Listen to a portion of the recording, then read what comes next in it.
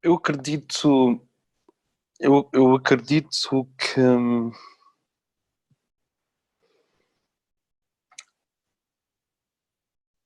eu acredito que não funciona. Eu sei que uma parte de nós está no futuro e uma parte de nós está na eternidade. Uma parte de nós está no presente e uma parte de nós está no passado. Ou seja, em relação à dimensão tempo, nós somos trípticos. Somos seres trifásicos. Isto não é fácil. Uma parte de nós está fortemente inscrita num iceberg do qual as ciências naturais entendem uma pequena parte. E tu nasces e descobres que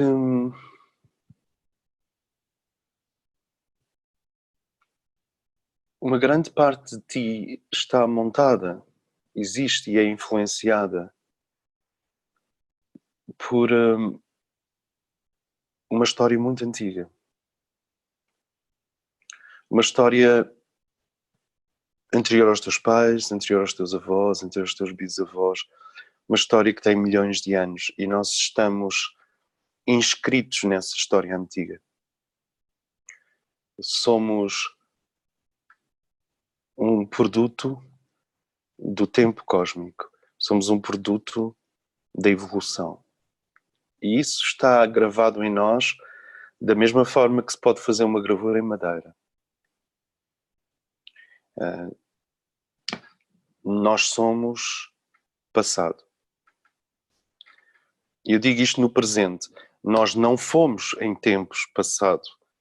Eu digo isto no presente. Nós somos passado. Provavelmente aquilo que em nós é passado é predominantemente biológico, neurológico, mental e emocional. Mas vamos devagar.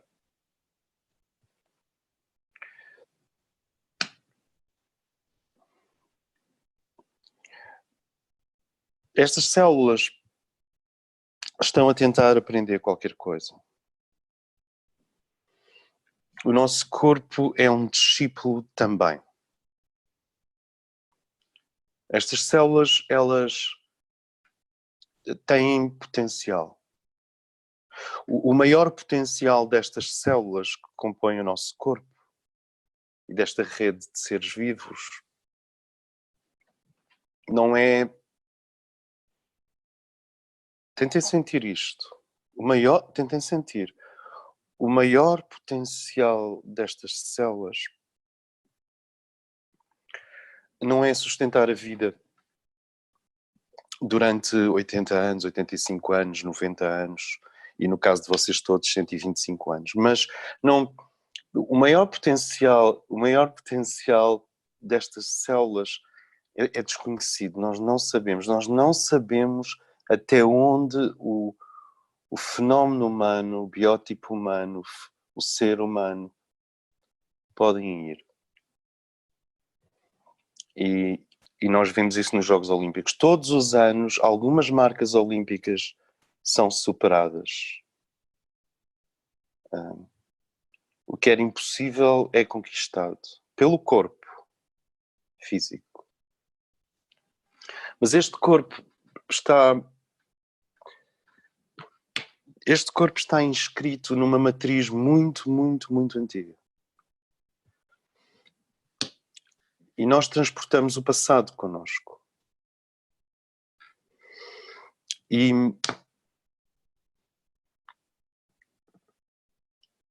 uma boa parte dos nossos pensamentos são a cristalização de gerações. Assim como nós podemos herdar coleções inteiras de chávenas da nossa avó, para o bem e para o mal, herdamos coleções inteiras de ideias que estão... ideias e estados mentais que estão à tocaia, escondidos, à espera. E essas ideias podem se manifestar de forma eruptiva, destruturada, grotesca, malevolente, velha. Numa palavra, podem se manifestar de uma forma velha. O velho pode se manifestar em nós em qualquer momento.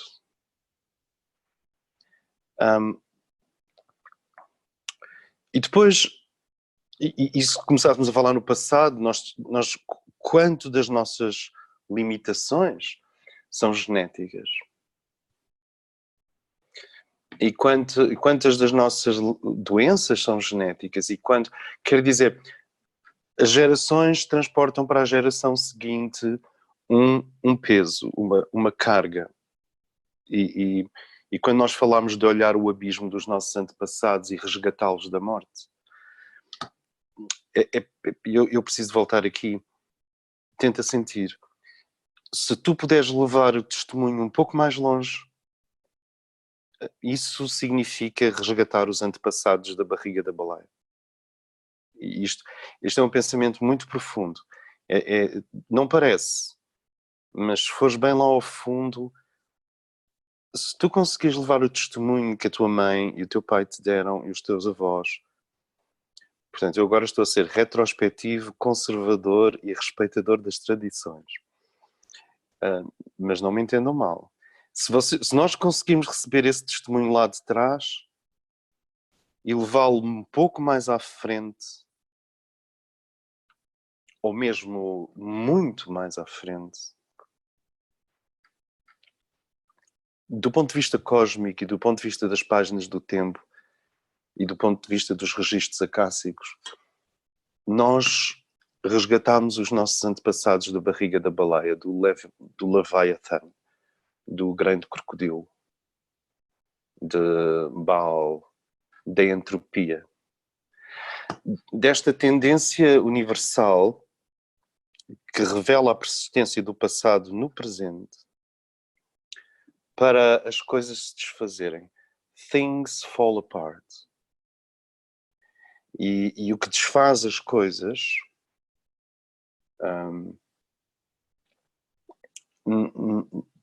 é a entropia universal, a tendência para o universo precisar de sempre mais energia. Ele fornece energia, mas todas estas coisas que nós construímos precisam de energia. O teu apartamento, o teu carro, o teu piano, as tuas ideias, o teu televisor, o sistema industrial, a sociedade. E todas as coisas que se organizam tendem para se desorganizar. Portanto, existe este puxão do passado que não permite uma forma à altura do espírito. É como se todas as formas a priori são declaradas com prazo de validade. A minha, a tua, a de um jovem, a dos pássaros, a das árvores. Tudo nasce, tudo morre, tudo tem um prazo de validade. Não há formas perenes.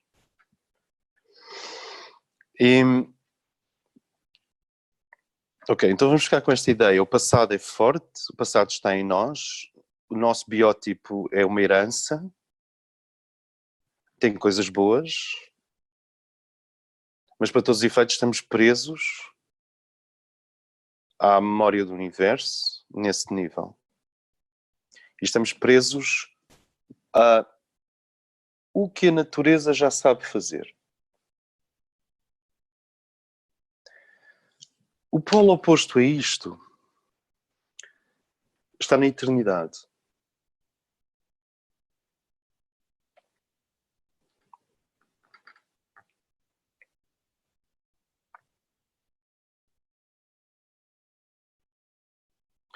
Enquanto nós temos um registro abaixo do equador do nosso ser, em que tudo se desfaz e refaz constantemente, e em que perdemos a pele de 7 em 7 anos, refazemos o corpo, e somos sistemas de assimilação e eliminação, e o nosso corpo tem um relógio biológico, e portanto o nosso corpo está soldado ao tempo, e ninguém aqui é um holandês voador, ninguém aqui é um reptiliano, para achar que a ideia é viver, é tornar-se imortal. E portanto está certo, a mortalidade é uma coisa certa. A mortalidade faz parte da iluminação. Mas do lado de lá do nosso ser, e eu sempre insisti nesta noção um bocadinho egípcia, de que um ser é composto por duas margens. A margem conhecida e a margem do teu ser que é desconhecida. E este é o abraço. As pessoas chamam isso iniciação. E há níveis de abraço. Entre a margem conhecida e a margem desconhecida do mesmo ser. Há níveis de abraço.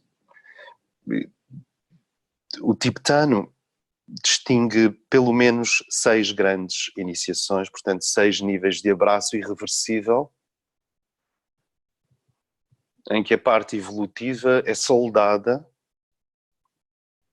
vitrificada, como em cerâmica, na parte eterna. E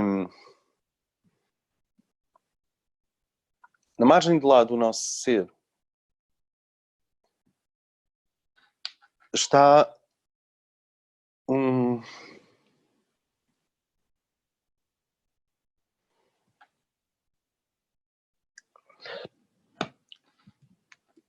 está uma presença. E é uma presença que dá testemunho de uma bondade que eu penso que nós não compreendemos, de um oceano de não forma, não corpo, não lugar, de um caudal de alegria e glória e ananda permanentes. Tão poderosos que, se forem contactados demasiado cedo, a vontade de existir, a vontade de ser, a vontade de exercer poder, primeiro raio, e o Nietzsche captou isto muito bem a nível histórico. A vontade de exercer um poder, primeiro raio, a vontade de amar, de trazer o universo no coração, segundo raio, e a vontade de compreender, de saber como, de não deixar pedra por levantar, de compreender as minúcias, de compreender a dança universal, a inteligência da mãe, terceiro raio. E estas turbinas dentro de nós não têm off, não se desligam nunca, e são como os grandes dragões do paraíso. Aliás, o termo mitológico é os dragões do Éden. No centro do nosso ser há uma presença, um poderoso mestre. Eu não estou a dizer isto com o mínimo traço evangélico. Eu não acredito nestas coisas, eu não tenho fé nestas coisas. Nós não temos fé nestas coisas. Nós sabemos estas coisas.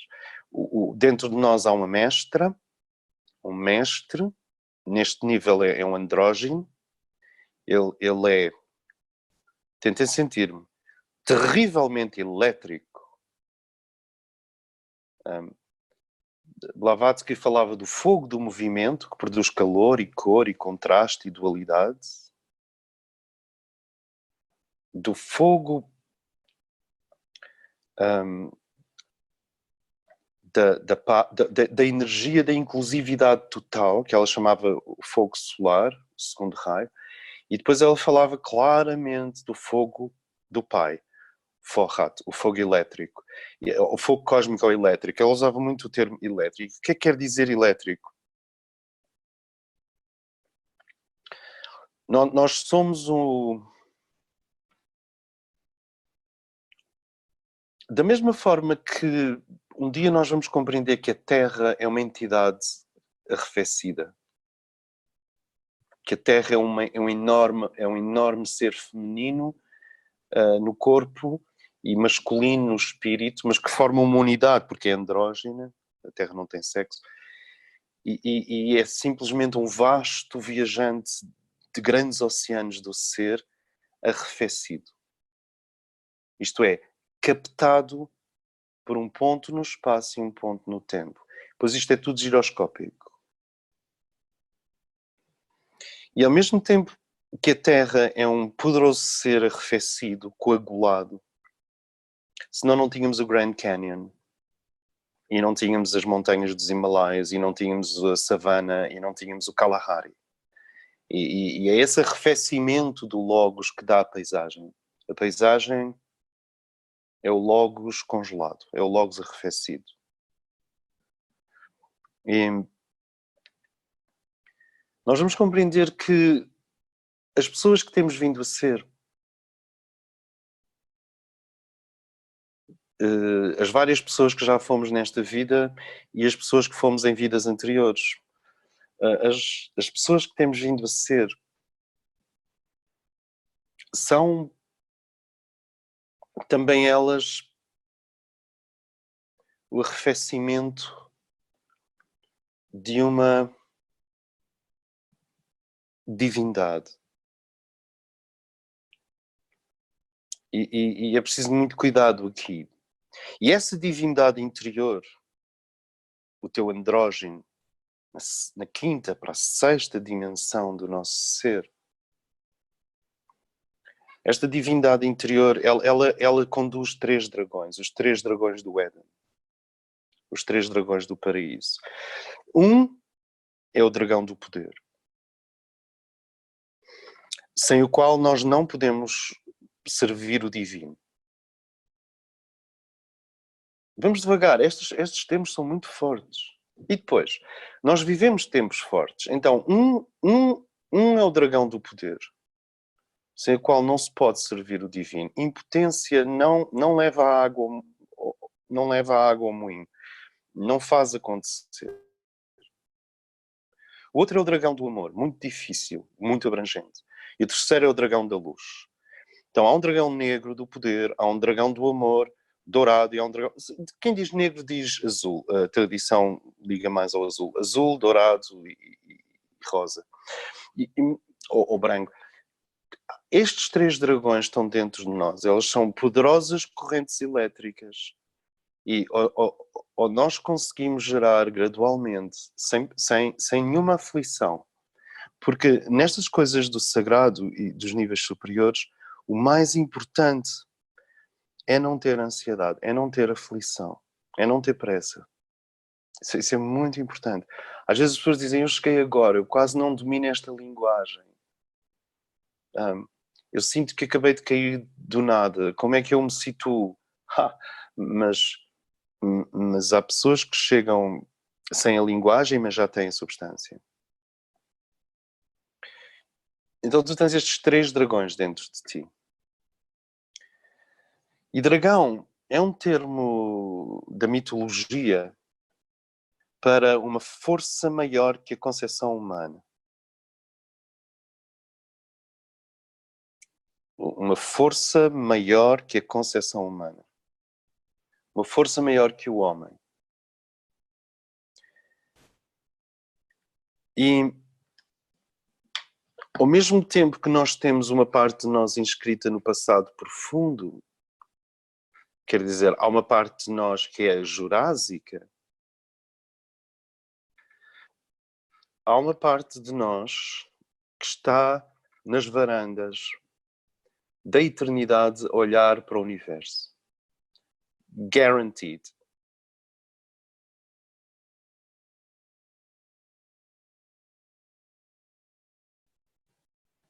Há uma parte de nós que está lá, nas altas varandas da eternidade, em oceanos de crinas de luz, olhando para o tempo, garantidamente. E nós somos estes dois polos. Somos um alfa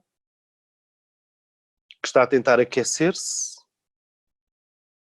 e descongelar-se e deixar-se levar pelo poder de tração dessa parte de nós, a mónada, que tem esses 3 dragões e é uma mestra, ou um mestre, vamos chamar-lhe o andrógeno, é o andrógeno divino. Eu hoje desenhei um ser andrógeno que publiquei na net, mas aquilo é um bonequinho. É um andrógeno divino com 3 dragões, os 3 dragões do Éden. Estes são os 3 raios de Zeus. Quando as pessoas falam, o que é que são os raios? Mas depois tens aquelas representações de Zeus na antiga Grécia, e o que é que Zeus dispara cá para baixo? Raios. Esses são os 7 raios. Mas 3 são os principais. E é curioso como há tantas representações em que Zeus definitivamente aparece com 3 raios centrados. Lembram-se dessas representações de Zeus com 3 raios elétricos? Essa eletricidade, cada um deles é um dragão do Éden. E o primeiro dragão, isto vai ficar um bocado tântrico, o primeiro dragão aponta diretamente para a pineal. A tua pineal, esta zona aqui, o primeiro dragão está interessado em morder aquilo ali, em se instalar ali. O segundo dragão, eu estou a falar de glândulas, aponta para o timo, para esta região. E se eu pudesse crescer, ele iria fundir o plexo solar e a garganta num único grande centro cardíaco, que é algo que o mundo dos laboratórios vivos, dos seres que são laboratórios vivos, estão a tentar estimular para a nova humanidade, é a fusão do plexo solar, do coração e deste chakra. Eles vão se transformar num grande centro cardíaco. E o segundo dragão do Éden quer invadir-nos com um amor sem fim, perigosíssimo. E o terceiro dragão do Éden aponta para a base da coluna vertebral para despertar outro dragão que está lá, que é o vermelho, e para pôr o indivíduo com 10 vezes mais energia. Eu não estou a brincar, parece-me. 10 vezes mais energia do que nós temos agora. E uma vez convivi com um iniciado, aqui em Portugal, também convivi no Brasil, mas com um iniciado aqui em Portugal, era um ser do sexo feminino e tinha quase 70 anos, era um iniciado. E ela dormia 3 horas e meia por dia. Quer dizer, as outras 21 horas ou 20 horas eram, tirando os cornflakes e os gatos, eram totalmente dedicados ao trabalho hierárquico.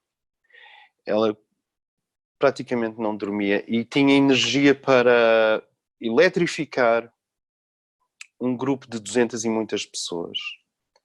E isso só é possível porque um dos dragões do Éden já se instalou no centro de transmissão de atividade inteligente.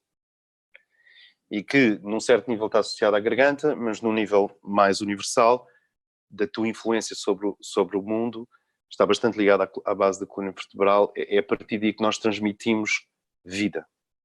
no sentido etérico. Quer dizer, nós temos uma antena que transmite vontade, uma antena que transmite amor e uma antena, são três radares que transmitem vida. Mas a potência é guardada, a potência destes 3 dragões do Éden é guardada porque são do Éden, porque eles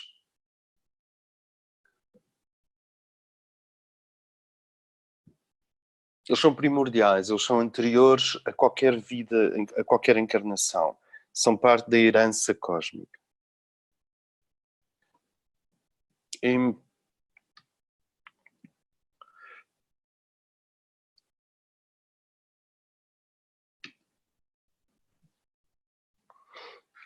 eu não sei sequer por onde começar a tentar compreender como é que se faz uma personalidade para isto. Quer dizer, como é que se gera uma pessoa com estrutura suficiente para poder assistir numa vida à saída desses dragões do Éden, do alto lugar onde eles estão, que é no plano monádico, e essas 3 aves poderosas, esses 3 anjos, não são anjos nem são aves, eu estou a fazer poesia. Portanto, essas 3 correntes elétricas supremas descerem sobre ti e efetivamente instalarem-se ao longo do teu eixo, base, coração e pineal, instalarem-se no teu ser. Eu não sei que personalidade, como é que se faz uma personalidade para isso?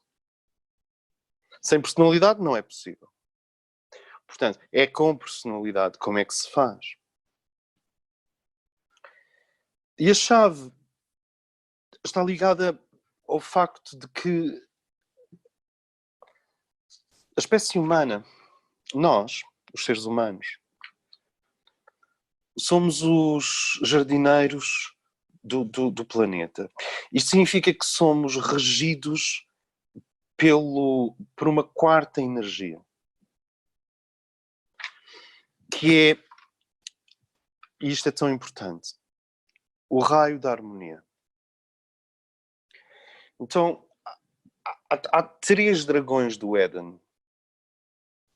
Eles são magníficos. São eles que deram a eletricidade ao I Have a Dream do Martin Luther King. Quer dizer, qualquer um de nós pode chegar ali à varanda e dizer: eu tenho um sonho, eu gostava que Sintra tivesse mais jacarandás. Yeah. Mas a eletricidade do que tu fazes vem do céu. Sente isto. A eletricidade do que nós fazemos vem do céu. A carga vem do céu. A faísca vem do céu. O que dá a vida vem do céu. Vem dos níveis superiores do ser. Não há nada na Terra que possa conjurar essa eletricidade. Ela não está nos vulcões, parece. Não está nas palmeiras. Não está nos nossos amores.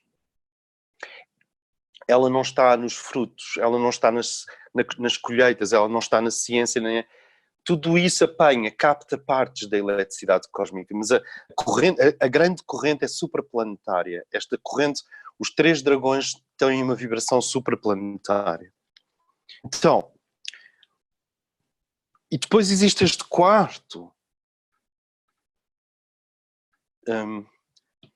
que é o dom da harmonia.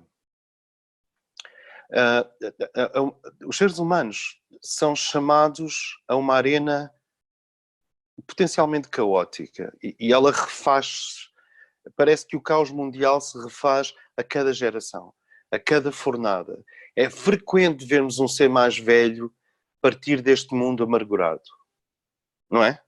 É frequente ele dizer: foi para isto que eu lutei, foi para isto que eu construí esta casa, foi para ver assim os meus netos, foi para isto que... Sabes, toda aquela coisa dos mais velhos estão sempre com a sensação que o mundo está pior do que nunca. Não sei se é uma distorção cognitiva, mas é o que nós vemos. Mas a harmonia. Nós somos postos num mundo caótico, heterogéneo. A harmonia é o primeiro filho do homem. Quer dizer, se tu tiveres um bebê, tu e a natureza estão a ter um bebê. Se tu fizeres uma obra de arte, ela revela um pouco de quem tu és. Mas a chave para que a mónada, para que o mestre no alto do teu ser liberte os 3 dragões do Éden num grau que simplesmente tu não consegues dormir, e é incrível como grande parte das obras-primas da humanidade foram feitas às 4 da manhã, isso está na história da arte, para que a mónada, o espírito, liberte os 3 dragões do Éden. Eu preciso desse primeiro filho, que já não é comigo e com a natureza, é comigo e com a minha alma, a harmonia. E a harmonia é muito difícil, é o maior desafio que nós temos. Então nós temos uma parte que está inscrita no passado e temos um mestre que nos sobrevoa e tem esses 3 dragões do Éden e ele está na eternidade. E a nossa alma, o eu superior, é a própria ponte entre as duas margens. Tanto que após um certo grau de união entre as margens, a ponte desaparece. A alma é assimilada pelo espírito. Isto pode querer dizer tanta coisa. Mas nós temos um piloto. A mónada funciona mais como uma presença imperial dentro de nós. Ela é o divino e os seus 3 dragões. O pai, o filho e a mãe. A vontade de poder, o amor profundo, o amor oceânico e a inteligência materna. A mónada, vocês conhecem o símbolo do Rory, que é um círculo com três circunferências. Conseguem ver esse símbolo? O símbolo da Pax Cultura, um círculo com 3 circunferências. É disso que eu estou a falar. É o círculo da eternidade em ti, a presença, e é exclusiva para ti, com os 3 dragões lá dentro, com os 3 poderes divinos, com os 3 dragões cósmicos lá dentro.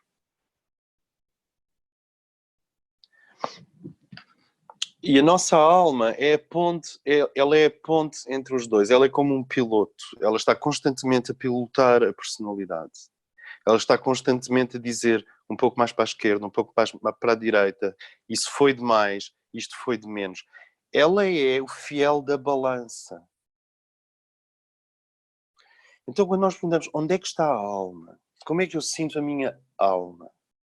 Como é que eu sinto a minha alma de uma forma que não seja piegas, cor-de-rosa, facilitista, new age? A tua alma é o fiel da balança. Ele é o ponto de equilíbrio de todas as componentes do nosso ser. É muito difícil ouvir a alma quando nós estamos a precisar de excessos. E precisar de excessos existe.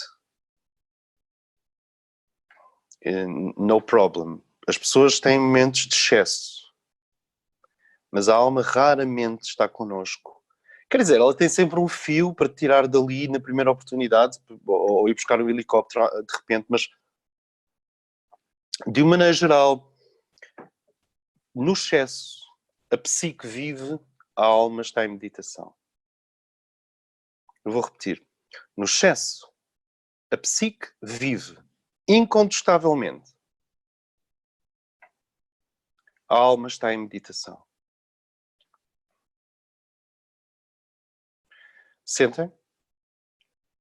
E a mónada aguarda, o espírito, o andrógeno cósmico dentro de ti, com os seus 3 dragões, aguarda que a pessoa transite da necessidade de intensidade que nós temos vindo a falar, em que um excesso anula o seu oposto, e comece entre no jardim da magnificência.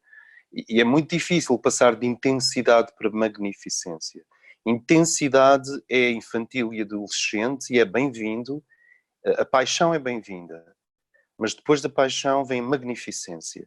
E a magnificência é o que tu és quando entras num jardim em que queres que todas as coisas encontrem o seu equilíbrio, todas as coisas estejam temperadas, todas as coisas produzam uma joia através do contacto com o seu oposto.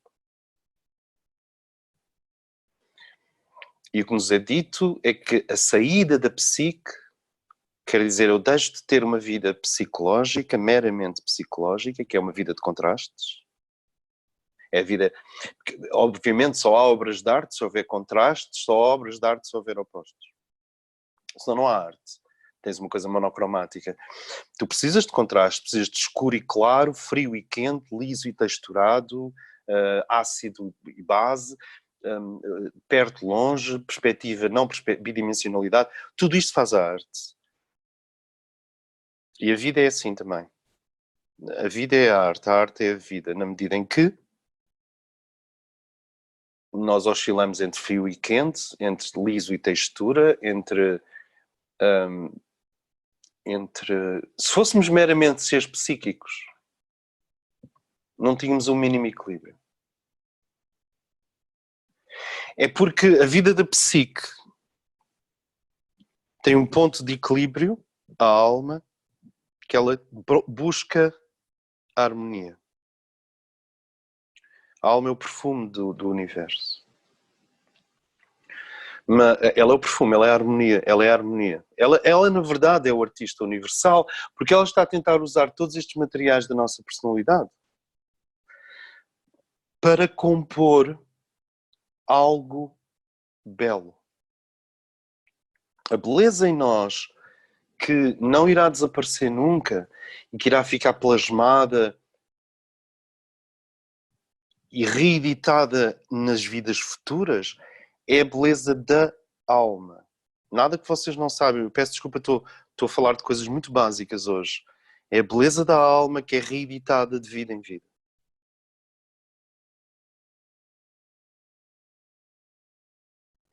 E frequentemente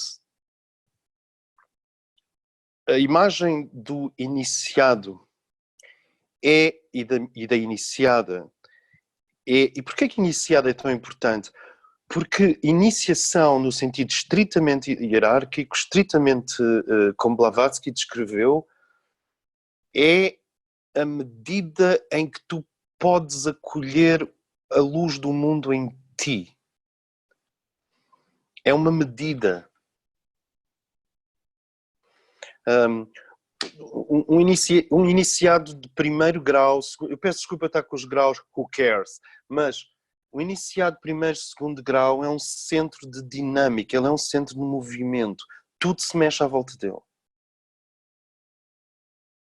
As coisas não param à volta do iniciado de primeiro e segundo grau. Já não é possível as coisas pararem.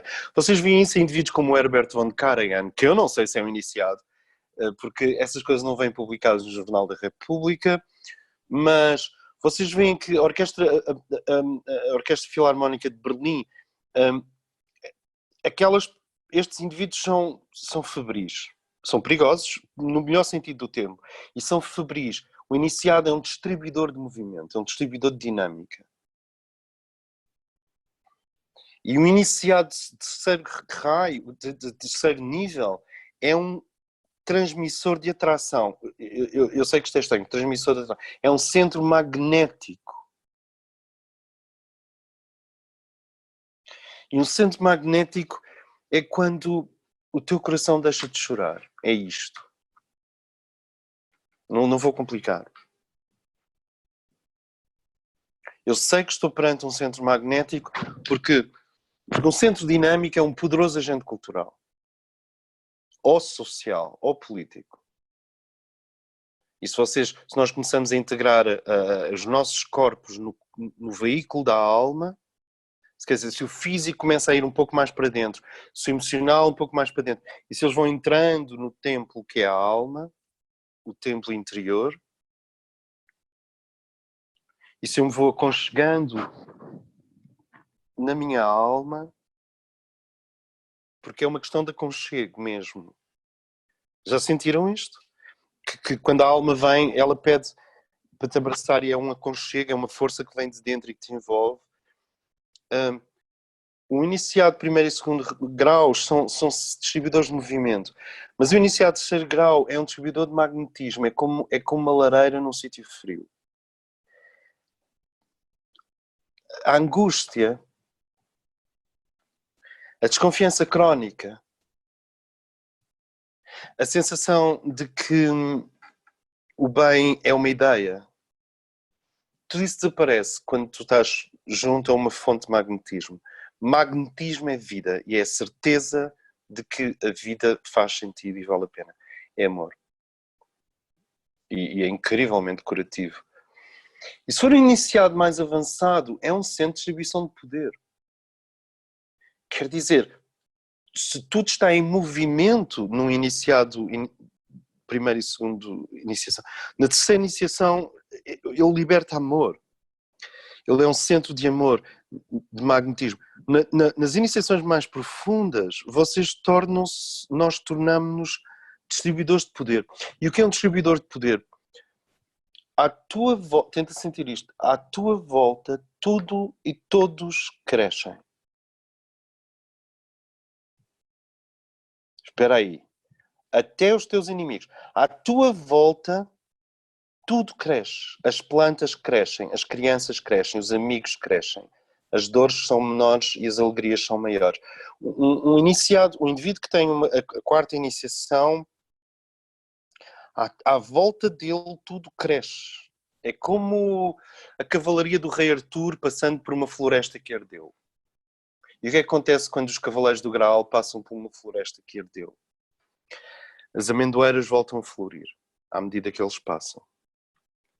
Esta noção universal de que o espírito é generativo. O espírito não gosta da morte.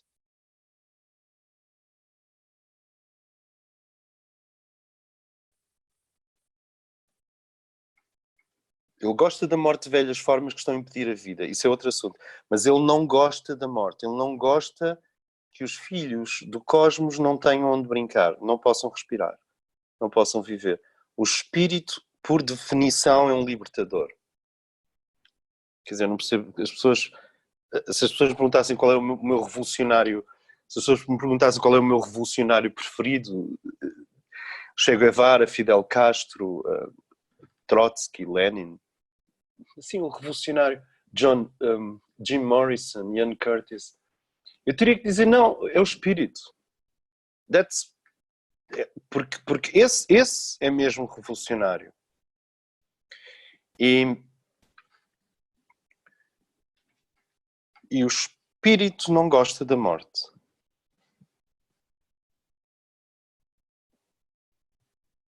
Então nós temos a morte inscrita nos nossos corpos, aquilo que a tradição judaico-cristã chama o alfa, e depois tens a vida suprema que não gosta da morte no topo.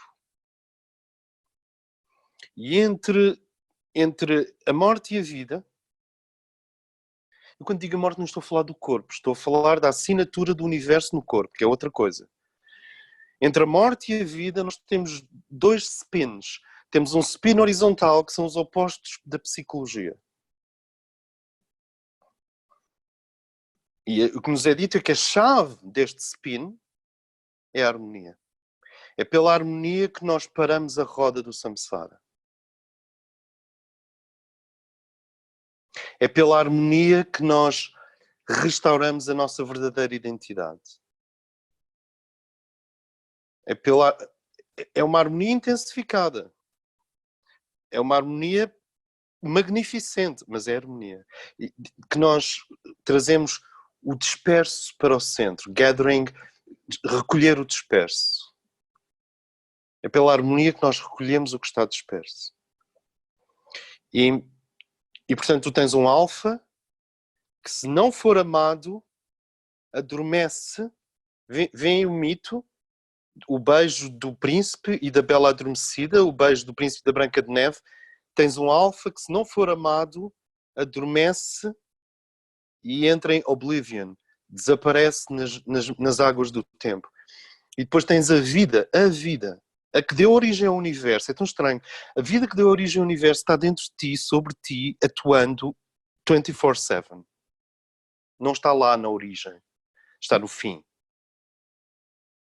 Quer dizer, está na eternidade. E tu tens um spin, que é o da psique, e depois tens outro spin, que é o da alma. Porque a alma sobe à vida e desce à morte. Sobe à vida e desce à morte. Vocês veem o spin da alma e o spin da psique. A psique é o que se chama os mistérios menores.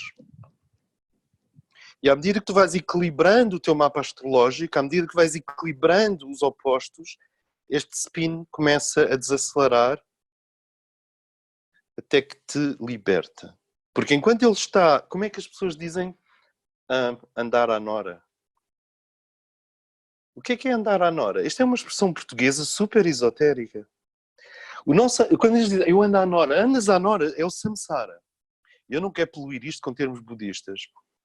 Na verdade, a terceira fase do nosso trabalho, que começa em outubro, novembro, com o Monarca Universal, que é um ciclo de 1 ano, os termos budistas e os termos judaico-cristão foi tudo embora. Nós vamos ter que encontrar uma linguagem de síntese. Não sei se vocês no Brasil têm a expressão andar à nora. Não têm? Bom, em Portugal nós temos. Nós temos a expressão andar à nora. Este carrossel é uma intuição portuguesa muito forte de que as forças centrífugas predominam sobre as forças centrípetas.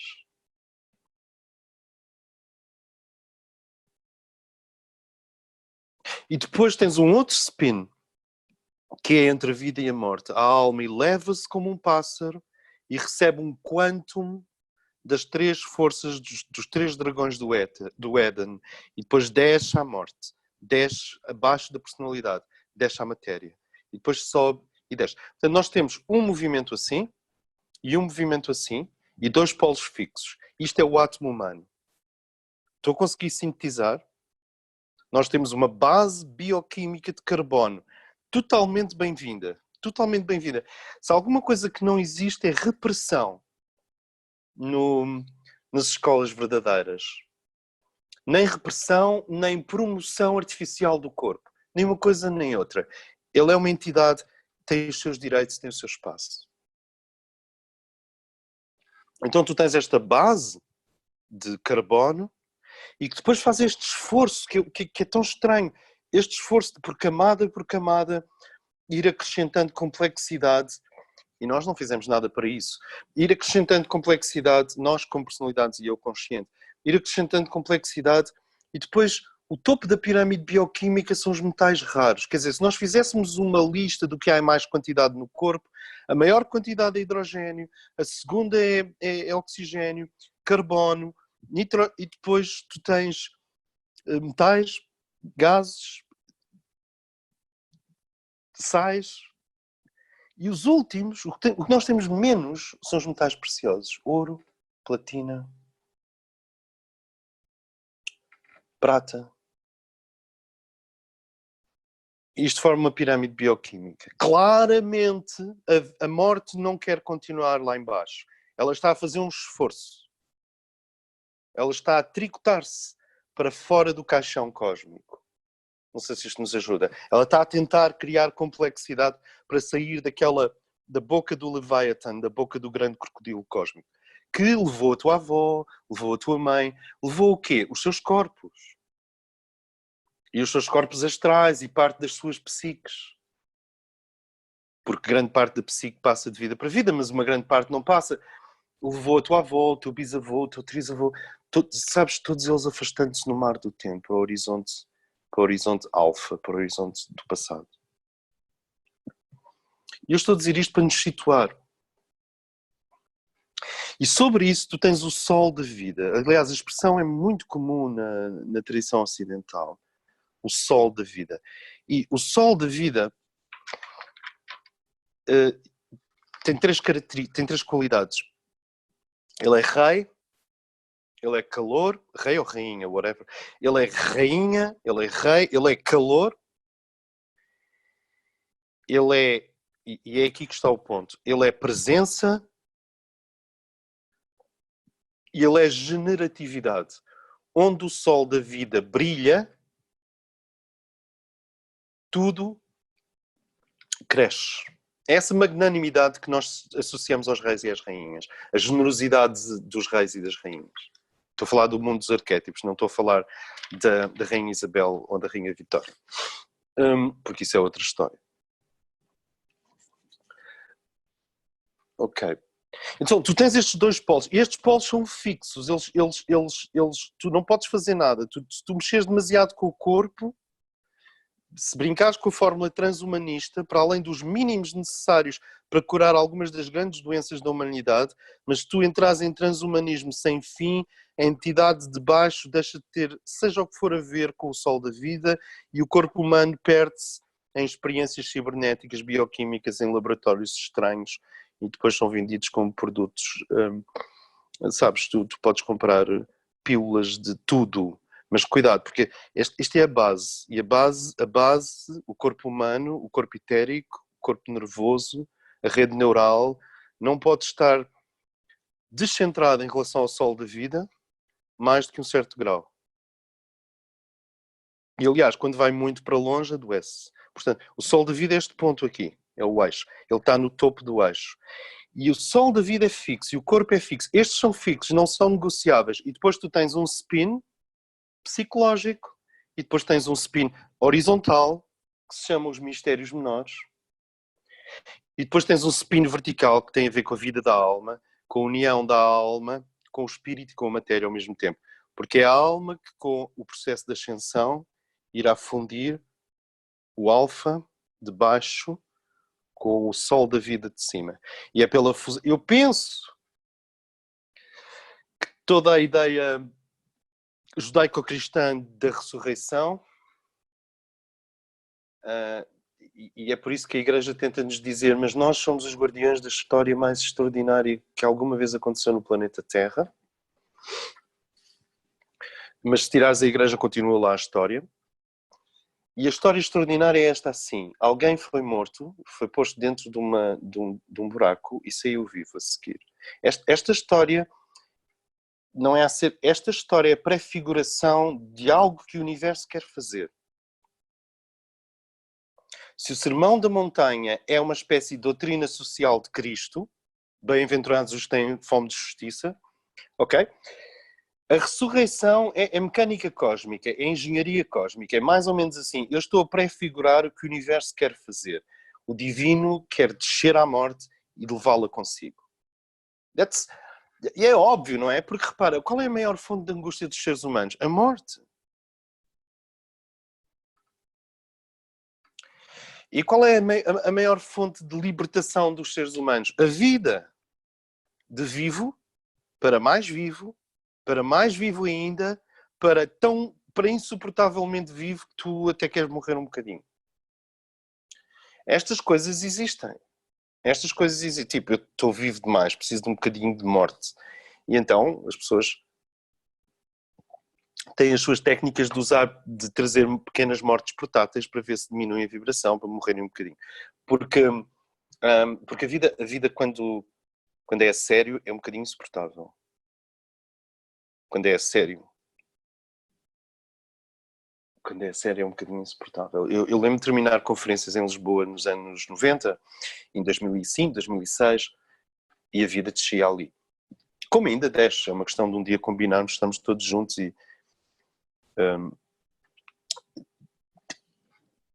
a vida descia naquela sala.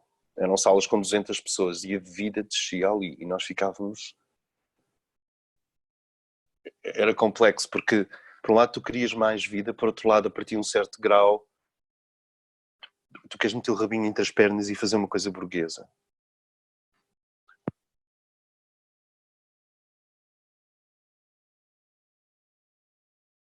E assim, estão-me a ouvir? Ok.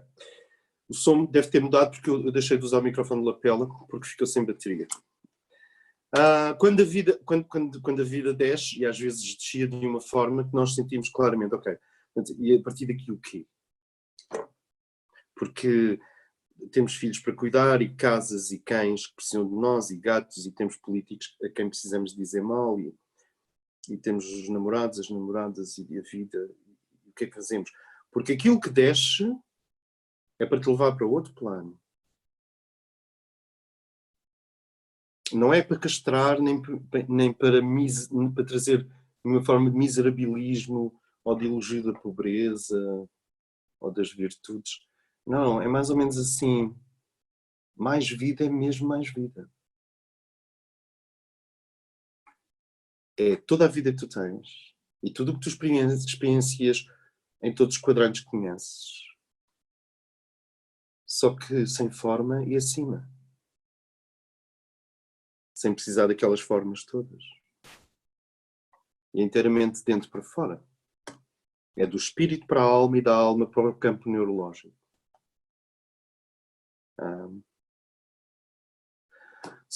Tu tens este ponto fixo, o alfa, tens este ponto fixo, o sol da vida.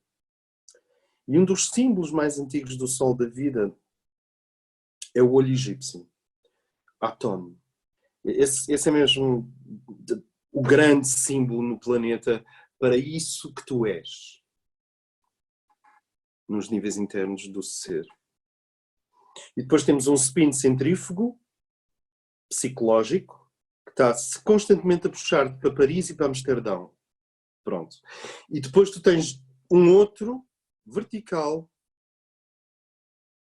que contém este biorritmo de tu és elevado, a alma eleva-se 7, 8 dias por mês junto ao espírito e tu andas abstraído, apetece-te fazer um retiro, não te apetece falar com ninguém, comes muito pouco, sentes que a alma está recolhida, foi fazer uma visita ao templo interior. E depois ela desce e fica mais 7 ou 8 dias bem junto à matéria, resolvendo coisas. Não contigo, por trás de ti, ajudando-te. Dando consistência às decisões humanas. Mas a maior parte do tempo ela está a tentar... Sabes como é que é a alma? A alma é como uma navete de uma máquina, de um tear. Sabes? Aquelas navetes que fazem passar o fio. Uma agulha de madeira. A alma vai lá acima, passa pela mónada. Eu sinto o que estou a dizer. Ela vai lá acima, passa pela mónada. Quinta-feira. Só que na mónada não há quinta-feira porque não há nada a girar sobre si próprio em relação ao Sol. Portanto, é o eterno presente. Não há uma esfera em relação a um ponto de luz a girar sobre si próprio. Não há dia e noite. Não há tempo. A alma vai lá acima, ama a mónada, quinta-feira. Depois desce, segunda já está junto à personalidade, a tentar ajudar a personalidade a validar a vida, a existência. Depois volta outra vez.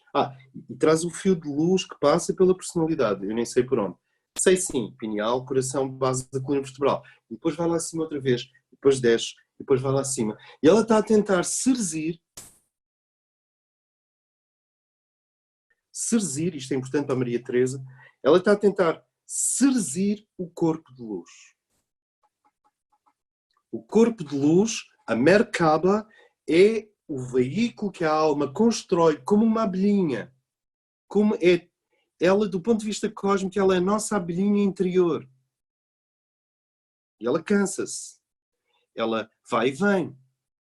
Ela está sempre na luz. Ela medita.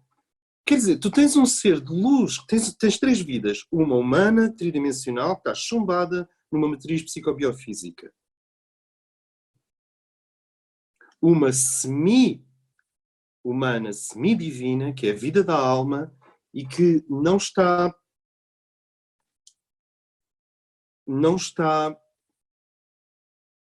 fixada nem na vida, nem na morte. Nem no alfa, nem no ômega. Que é a tua vida como alma. E depois tens uma super vida, e há um CD sobre isso. Depois tens uma super vida que paira bem acima de ti e que, se tu te deixares dilatar, se o indivíduo perder as fronteiras, se ele perder os limites, portanto, vejam o quão perigoso é isto do ponto de vista psicológico.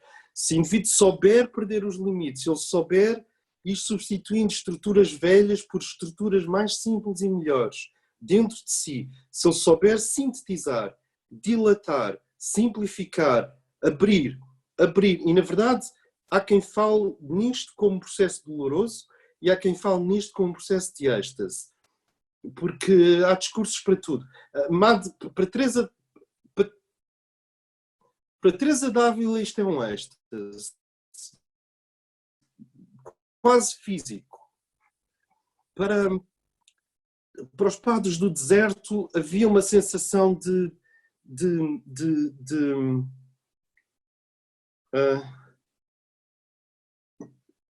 dor. Porque, reparem, Cristo está associado à dor. E a dor não é só a dor do prego, é também a dor da força cósmica maior que tu, que quer vir através de ti. Este é um processo meiótico, de parturiente. Então, há uma dor associada, há uma angústia associada à dilatação. Mas se o indivíduo se deixar dilatar e expandir, isso que está em cima, um dia irrompe através de ti. Tudo é perdoado. E irrompe através de ti. E tu tens uma metamorfose. Mas há pouco eu perguntava, mas que personalidade é que nós criamos?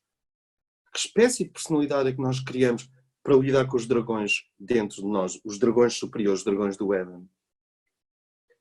Porque se eles vêm sem que o equilíbrio e a harmonia, que é o trabalho do discípulo, sejam feitos,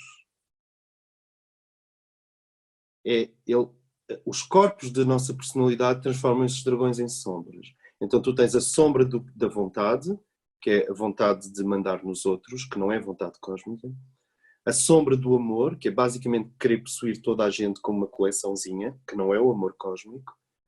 E a sombra da luz, que é a inteligência científica racional que tenta dominar o mundo. Isso tem tudo a ver com o mito de Prometeu e o mito de Atlas. Os mitos gregos do domínio do mundo, Prometeu e Atlas. Sentem. Então deixem-me recapitular isto. Nós temos uma base e estamos fixos a ela. Depois temos um infinito sobre as nossas cabeças, o sol da vida.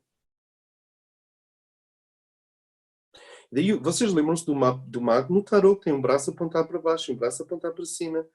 Ele está a reconhecer o seu lugar.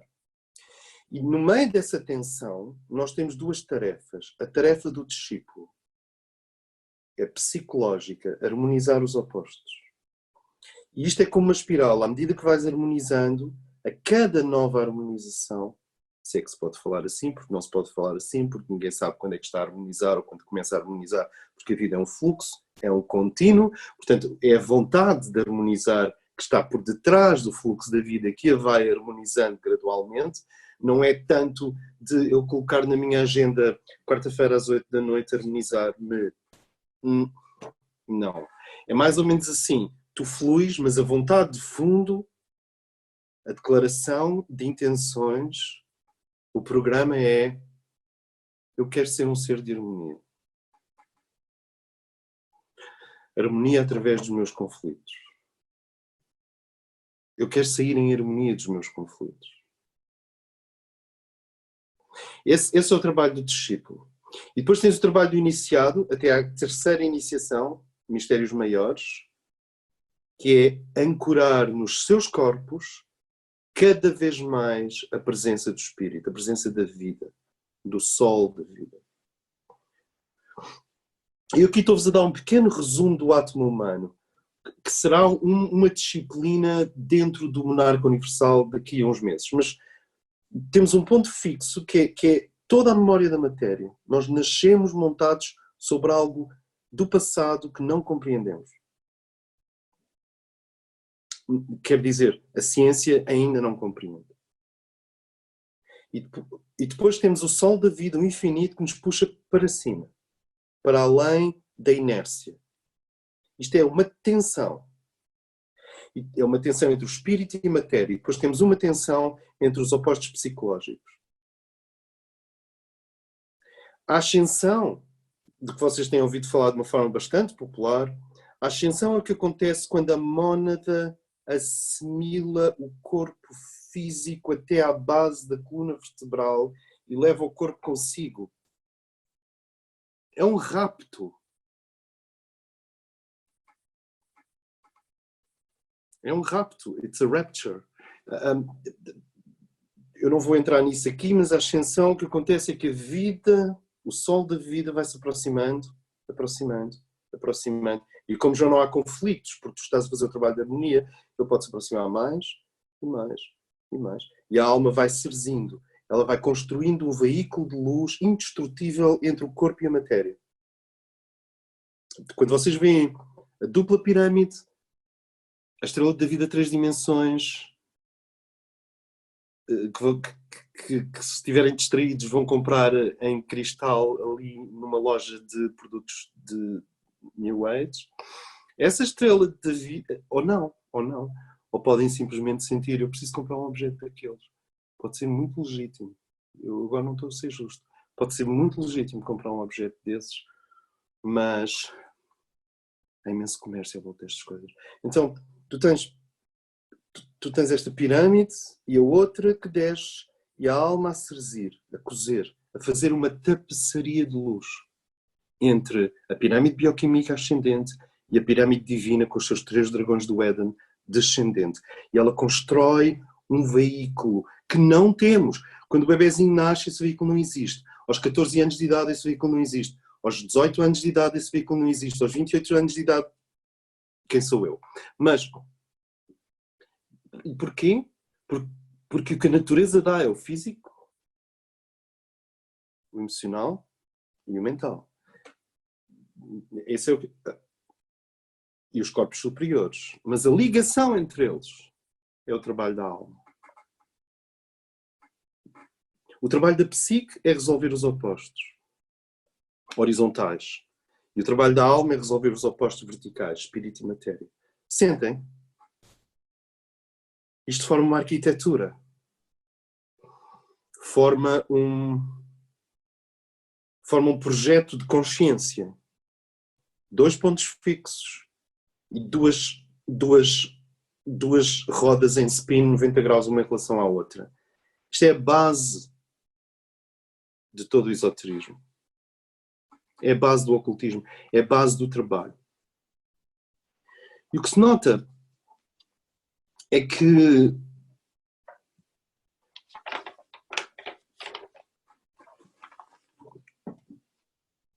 as visões do mundo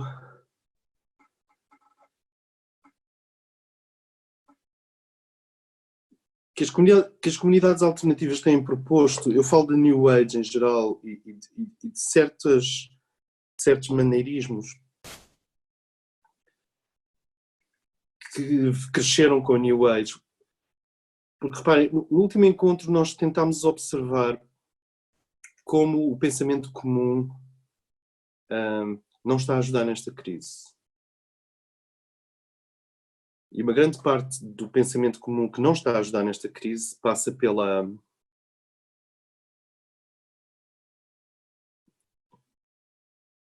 sensação de que a natureza está sob controle.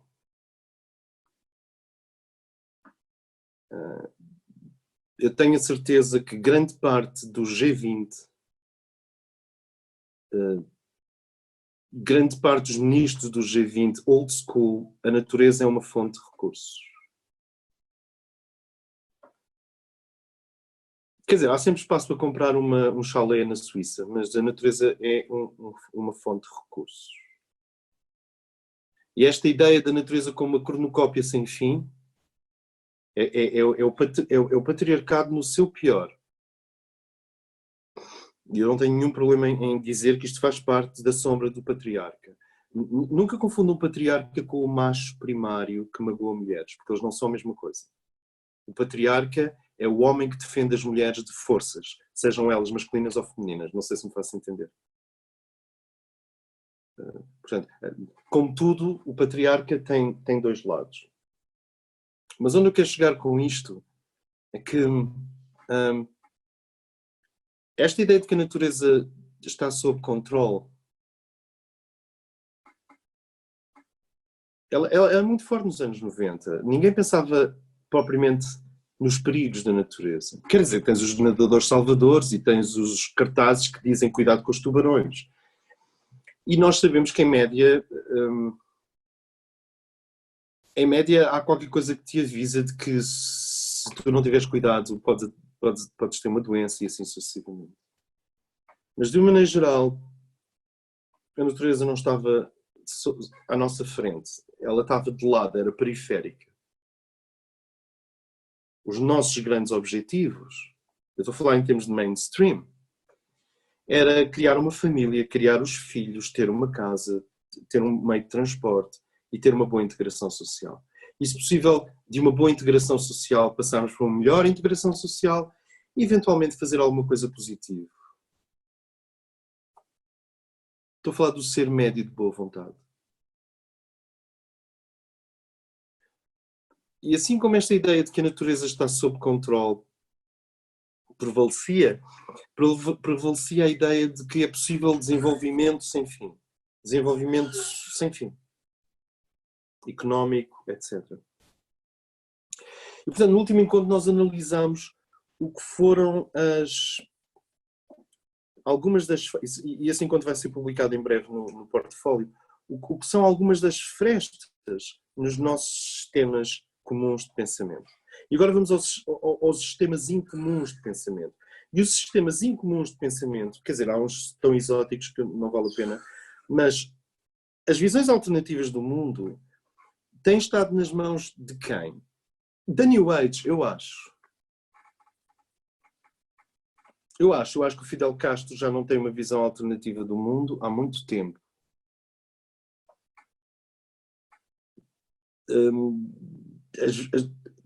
As visões alternativas do mundo têm estado com a New Age e com alguns enfants terribles. Com Snowden, com Assange, etc. Mas as visões alternativas têm estado muito com a New Age. Eu queria falar de 5 pontos que são nós cegos no pensamento New Age e que não nos fazem bem. Uma das coisas que começou a ser ensinada nos anos 70 e nos anos 80 foi o de que tu és responsável pela tua existência. Parece-me. De que o que te acontece é a tua responsabilidade.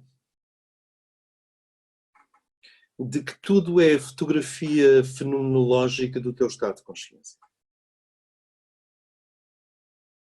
E, portanto, se um passarinho entrar no teu quarto à meia da noite é porque a tua consciência o atraiu.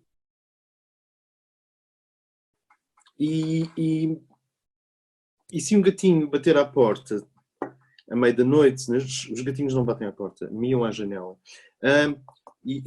Se um gatinho estiver ali, insistindo, batendo à porta, esse gatinho foi atraído pela tua consciência.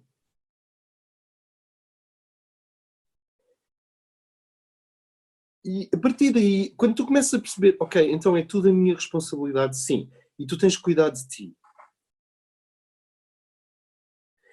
E tens que estar consciente de ti. Primeiro tu, só depois os outros. Cuida de ti, só depois os outros. Arruma a tua casa. Eu, para citar o Jordan Peterson, clean your room. Para quem conhece Jordan Peterson, clean your room, arruma o teu quarto. E isto é lindo, porque isto é válido, isto é saudável, porque isto permitiu desencastrar as pessoas da psicologia das massas, do domínio da multidão sobre o indivíduo, do domínio do comportamento aprovado, quer dizer, todos nós temos mínimos porque vivemos em sociedade, mas do domínio do comportamento aprovado coletivamente para o comportamento aprovado individualmente.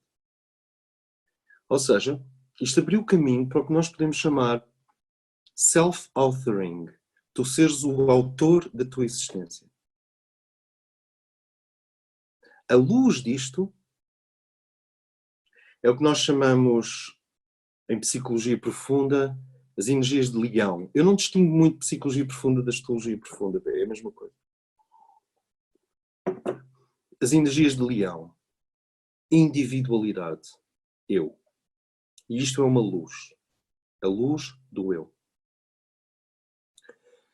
A luz necessariamente implícita em o universo não gostar de fazer pessoas iguais.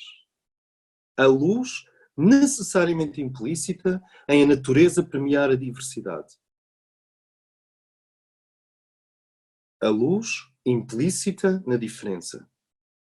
A luz implícita no cuidado e na ternura e na inteligência com que cada um cuida de si próprio.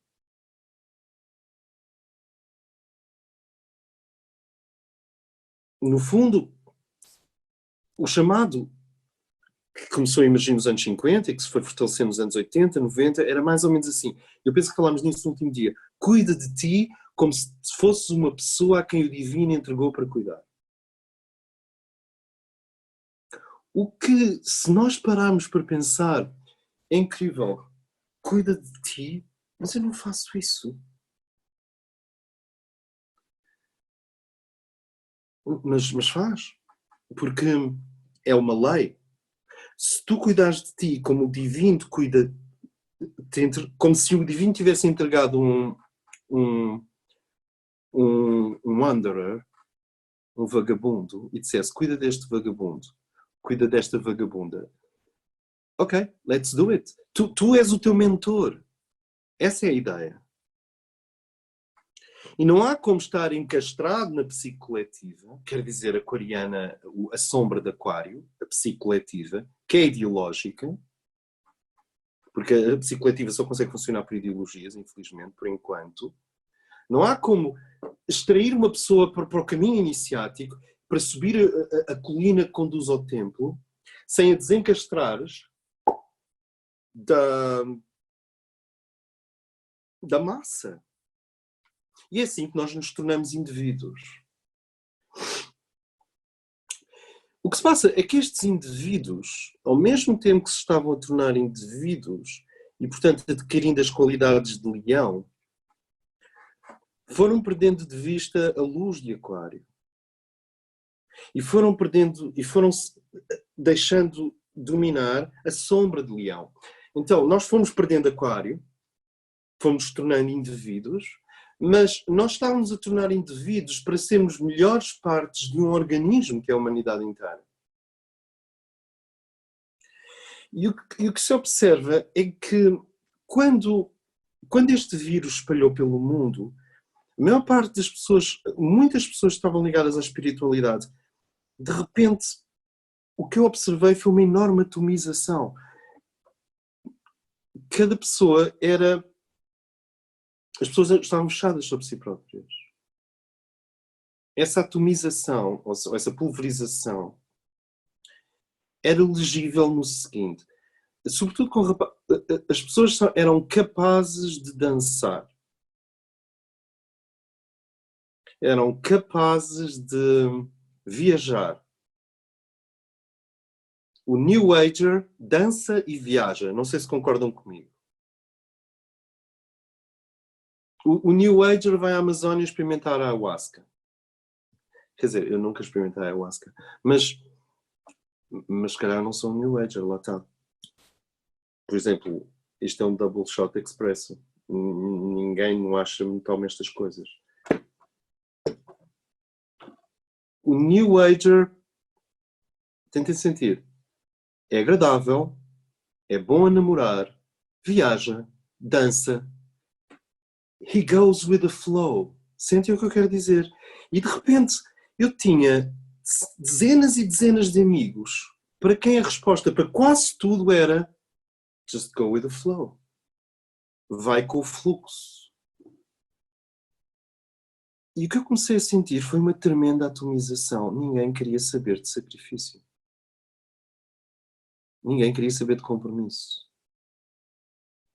na construção de uma identidade espiritual que necessariamente tem que estar em contraste com a força das massas, as pessoas, ao construírem essa identidade espiritual, esqueceram-se de permanecer abertas à colaboração e à criação de redes significativas, ou seja, comunidade. Comunitas. Toda a gente entrou num processo ligeiramente masturbatório de se fechar sobre si próprio, de se fechar na sua câmara, de ler os livros, trocar impressões com as pessoas que consideram importantes, mas a capacidade de criar redes significativas começou a desaparecer, na medida em que eu via muita gente só cuidando de si, só se concentrando em si.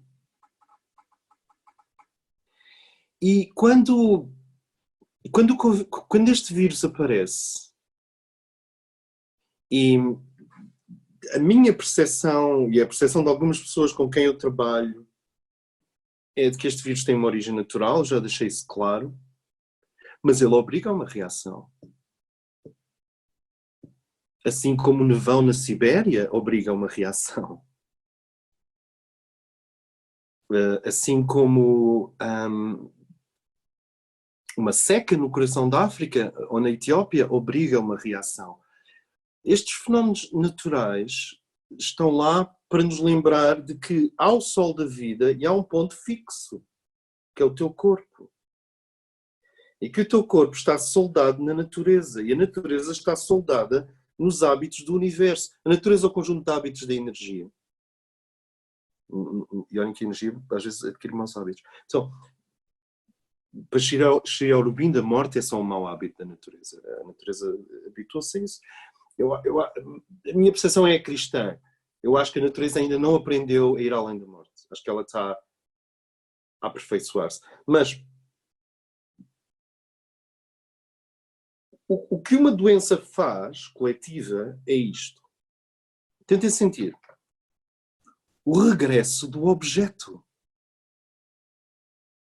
O regresso do que nós podemos chamar objetividade. O fim do discurso subjetivo.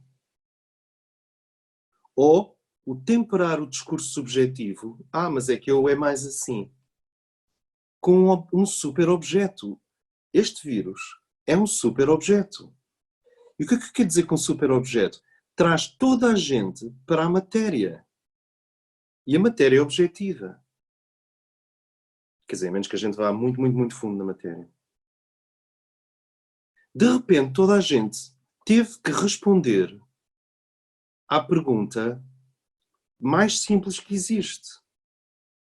Eu acredito que existo num universo onde a natureza também existe ou não? Quer dizer, a extensão que se tinha quebrado com o racionalismo e a medicina e as ciências, a extensão ontológica entre o homem e a natureza foi restabelecida. É objetivo. Há um vírus, não é subjetivo. Depois pode-se dizer muita coisa à volta disso, mas isto é o denominador comum. Há um vírus. E de repente voltou o mundo da objetividade, o mundo objetivo. E nós dizemos, mas o mundo objetivo estava aí, afinal havia imensa tecnologia. E tecnologia para existir depende da objetividade. Sim, mas as pessoas não vivem na tecnologia. As pessoas vivem em mundos. A tecnologia é um suporte. As pessoas vivem em filmes, em ficções, em fantasias, em sonhos, em fotomontagens, dentro das suas cabeças. As pessoas vivem em câmaras de ecos, em câmaras de ressonância, em... Como é que eu ia pôr isto? Será que a Manuela, quando disse à Joana que o Norberto tinha dito à Teresa que por causa do toner não tinha chegado às 8 da manhã, será que ela queria dizer no fundo, o que ela queria dizer era isto? Porque o Norberto disse-me aquilo, ora, o que o Norberto quer dizer no fundo? Portanto, este é o mundo da subjetividade. E a entrada de uma fitazinha de ADN microscópica no cenário mundial, quer dizer, este vírus, de repente, o mundo objetivo voltou a bater à porta. Sabes? Como um ladrão na noite. é objetivo, não é subjetivo. E o que se passa é que nenhum ser humano sobrevive ao mundo dos objetos sozinho. É sempre em comunidade, é sempre em colaboração. Quer dizer, eu não sei, para termos hoje eletricidade, para eu ter esta luz ali naquele candeeiro, que senhores com dores nas costas é que foram hoje trabalhar para a central elétrica. Sabes? E com hérnias discais. E que senhoras com varizes e com problemas de coluna e com problemas nas costas estão lá a trabalhar na central elétrica hoje, desde a cafetaria até ao sítio onde eles controlam a queima do carvão, para eu poder ter esta luz aqui. É uma rede. É uma enorme rede. Se há alguma coisa que a esquerda nos pode ensinar, é, com todos os seus defeitos, é esta sensação de comunitas, de interdependência solidária entre todas as coisas. E o que eu observo é que o New Ager, como é que eu lhe hei de chamar? O rapaz, e há um artigo de um americano que eu li há pouco tempo que usa também esse termo, Flowboy, na Medium. O rapaz, as pessoas que vão com o fluxo, é que raramente o fluxo as leva a sacrifícios. E a noção de sacrifício está no ar. E o que nós vemos é que a maior parte das queixas que as pessoas fazem é porque foram privadas de 3 ou 4 liberdades. E a tónica é posta nas liberdades perdidas mais do que no contexto. Isto é independente se nós acreditamos ou não. Tenta ver. Situação A. Eu não tenho liberdade de circular na rua, que não é o caso. Tenho que usar máscara obrigatória na rua, também não é o caso em Portugal. Ou é? Acho que não é. Em espaços abertos não é. Já nem sei, porque eu vivo no meio da floresta e portanto nada está a acontecer. Só faltar os passarinhos aparecerem com umas máscaras pequenininhas. Não. Mas, então é assim. Eu posso andar na rua. Eu tenho que usar máscara. Eu não posso andar na rua. Eu não posso fazer a minha vida como antes. E qual é o contexto? O contexto é, independentemente, o contexto é diminuir o número de mortes desnecessárias. E os sacrifícios vão mais longe. Vai haver uma quebra do produto interno bruto português em 8,7%. Mas pode chegar aos 11%. E vai haver uma queda do produto interno espanhol de 11,8%, mas pode ser maior. Mas para já os mínimos são Portugal 8%, Espanha 11 e tal %.